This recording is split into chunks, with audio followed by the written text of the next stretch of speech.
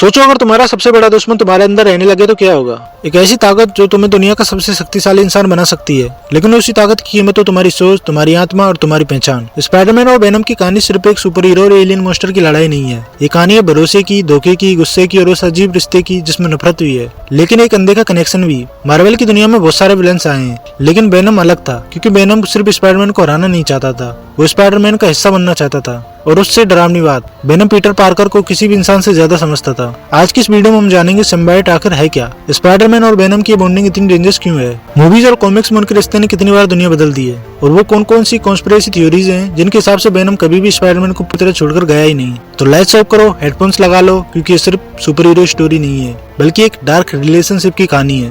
Venom की कहानी शुरू होती है धरती से बहुत दूर एक ऐसी एलियन देश से जिसे क्लाइंटर कहा जाता है। ये क्रिएचर्स किसी भी इंसान की तरह नहीं थे, उनके पास अपना स्थायी शरीर नहीं था, ये किसी होस्ट के साथ जुड़कर जीते थे। जब सिम्बायोट किसी होस्ट से बॉन्ड करता है तो वो होस्ट की ताकत बढ़ा देता है, लेकिन धीरे धीरे उसके इमोशंस, उसके डर, उसके गुस्से सब कुछ एब्जॉर्ब करने लगता है। कॉमिक्स में बताया गया है कि सिम्बायोट शुरू में बुरे नहीं थे, वो अपने होस्ट के साथ मिलकर यूनिवर्स में बैलेंस बनाना चाहते थे, लेकिन कुछ सिम्बायोट्स डार्कनेस की तरफ चले गए और उन्हीं में से एक था वेनम। लेकिन असली सवाल है, वेनम आखिर स्पाइडरमैन तक पहुंचा कैसे। सन 1980s की कॉमिक्स में एक स्टोरी लाइन आई थी, सीक्रेट वार्स। इस कहानी में मार्वल के कई हीरोज और विलन्स को एक दूसरे ग्रह पर लड़ने के लिए भेजा गया। वही पीटर पार्कर का ओरिजिनल स्पाइडरमैन सूट डैमेज हो गया। सूट को ठीक करने के लिए पीटर एक स्टैन मशीन के पास गया, लेकिन मशीन ने सूट रिपेयर करने के बजाय एक काला लिक्विड क्रिएचर रिलीज कर दिया। कुछ ही सेकंड में वो क्रिएचर पीटर पार्कर के शरीर से चिपक गया और बन गया ब्लैक स्पाइडरमैन सूट। शुरुआत में पीटर को लगा कि ये सिर्फ कॉस्ट्यूम है, लेकिन धीरे धीरे उसने नोटिस किया उसकी पावर्स बढ़ रही थी। सूट खुद रिपेयर हो रहा था, उसे वेब शूटर की जरूरत ही नहीं रही, और सबसे डरावनी बात, सूट खुद सोच सकता था। पीटर को समझ नहीं आया कि वो सूट नहीं पहन रहा था, सूट उसे पहन रहा था। यहीं से शुरू हुई स्पाइडरमैन और वेनम की सबसे डेंजरस बॉन्डिंग। सिम्बायोट सिर्फ पीटर के शरीर से नहीं जुड़ा था, वो उसके इमोशंस को एब्जॉर्ब कर रहा था। पीटर का स्ट्रेस, गिल्ट, एंगर, लोनलीनेस सब कुछ।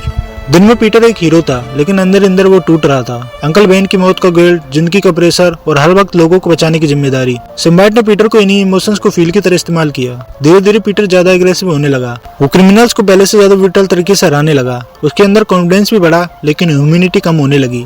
और यही वो मोमेंट था जो सिम्बायोट ने पीटर को अपना परफेक्ट होस्ट मान लिया, क्योंकि वेनम को सिर्फ ताकत नहीं चाहिए थी, उसे चाहिए था एक ऐसा इंसान जो इमोशनली ब्रोक। स्पाइडरमैन 3 मूवी का चर्च वाला सीन आज भी सबसे आइकॉनिक मोमेंट में से एक माना जाता है। जब पीटर को फाइनली एहसास हुआ कि ब्लैक सूट उसे बदल रहा है, तब वो एक चर्च में गया। बेल की आवाज सिम्बायोट के लिए अनबिलीवेबल थी।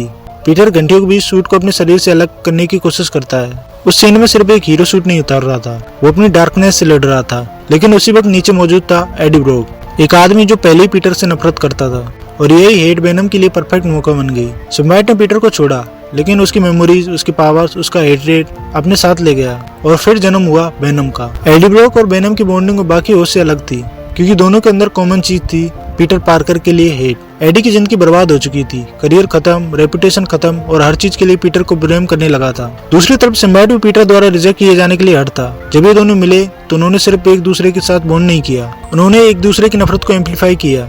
और यही वजह है कि वेनम हमेशा स्पाइडरमैन को हंट कर सकता था, क्योंकि वेनम को पीटर की हर आदत पता थी, उसकी फाइटिंग स्टाइल, उसके पियर्स, उसकी आइडेंटिटी, सब कुछ। स्पाइडरमैन रिस्पॉन्सिबिलिटी का सिंबल है, वेनम फ्रीडम और केओस का। स्पाइडरमैन अपनी पावर्स कंट्रोल कर सकता है, वेनम पावर्स को खुलकर इस्तेमाल करता है। पीटर इमोशंस को दबाता है, वेनम इमोशंस को एनालाइज करता है, और यही रीजन है कि उनकी राइवलरी इतनी पर्सनल लगती है। वेनम कोई रैंडम विलेन नहीं है, वो लिटरली स्पाइडरमैन का डार्क रिफ्लेक्शन है। अगर पीटर अपनी मोरालिटी खो देता है तो शायद वो भी वेनम जैसा बन जाता है। स्पाइडरमैन 3 ने पहली बार इस बॉन्डिंग को स्क्रीन पर दिखाया। हालांकि मूवी को मिक्स रिएक्शंस मिले, लेकिन ब्लैक सूट आर फैंस के लिए अनफॉरगेटेबल बन गया।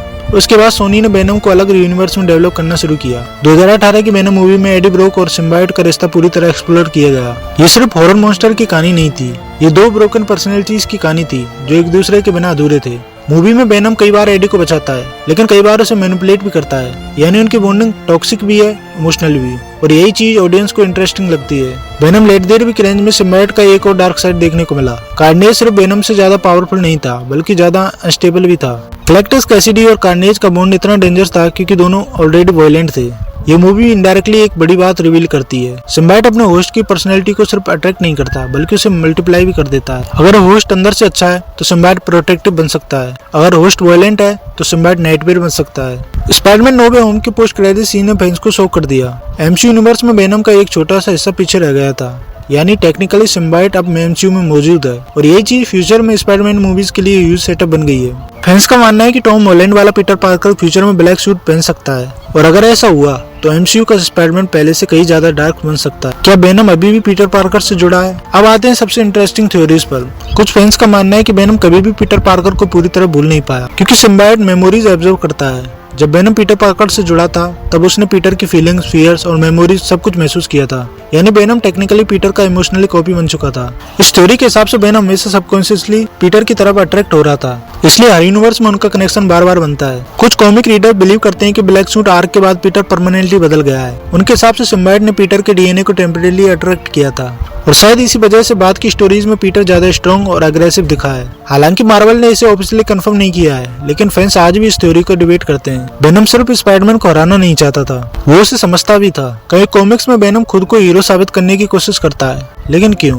क्योंकि उसके अंदर अभी भी पीटर पार्कर की मेमोरीज मौजूद हैं। पीटर ने उसे रिजेक्ट किया, लेकिन उसी पीटर ने उसे मोरालिटी का कॉन्सेप्ट भी दिया, यानी वेनम का एक हिस्सा हमेशा स्पाइडरमैन जैसा बनना चाहता है और यही चीज उसकी बॉन्डिंग को ट्रेजिक बनाती है। कुछ मोमेंट ऐसे हैं जहाँ स्पाइडरमैन और वेनम एनिमीज लगते हैं, बल्कि दो ऐसे कैरेक्टर्स लगते हैं जो एक दूसरे को सबसे ज्यादा समझते हैं। कई बार वेनम ने पीटर की जान बचाई, कई बार पीटर ने भी वेनम को डिस्ट्रॉय करने की बजाय उसको समझने की कोशिश की। ये रिलेशन सिर्फ फ्रेंडशिप नहीं है, लेकिन सिर्फ हेट भी नहीं है। ये कुछ ऐसा है जो दोनों के बीच हमेशा रहेगा, एक इनविजिबल बॉन्ड।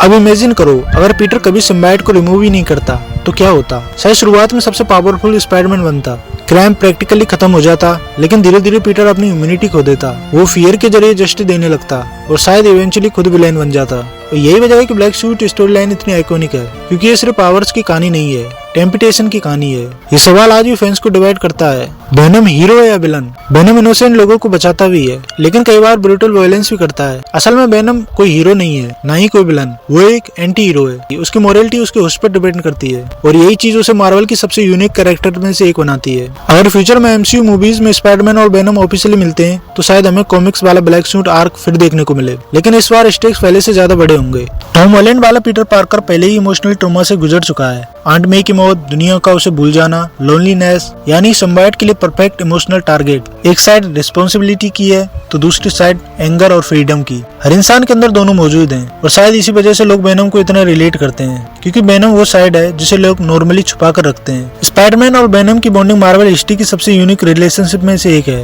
ये सिर्फ हीरो वर्सेस विलेन नहीं है, ये ट्रस्ट, रिजेक्शन, ऑब्सेशन और आइडेंटिटी की कहानी है। वेनम ने पीटर को उसकी डार्कनेस दिखाई है और पीटर ने वेनम को ह्यूमैनिटी का मतलब समझाया है। शायद इसी वजह से चाहे कितनी भी मूवीज बदल जाएं, कितने भी यूनिवर्स बन जाएं, स्पाइडरमैन और वेनम हमेशा एक दूसरे से जुड़े रहेंगे, क्योंकि कुछ रिश्ते लड़ाई से नहीं टूटते बल्कि उसी लड़ाई से और मजबूत बन जाते हैं। तो अगर तुम्हें डीप डाइव पसंद आई है तो वीडियो को लाइक करो, चैनल को सब्सक्राइब करो और कमेंट्स में बताओ अगर तुम्हें मौका मिले तो क्या तुम वेनम सिम्बायोट को अपने साथ बॉन्ड करने दोगे, और अगली वीडियो में तुम किस मार्वल कैरेक्टर की डार्क स्टोरी को देखना चाहते हो।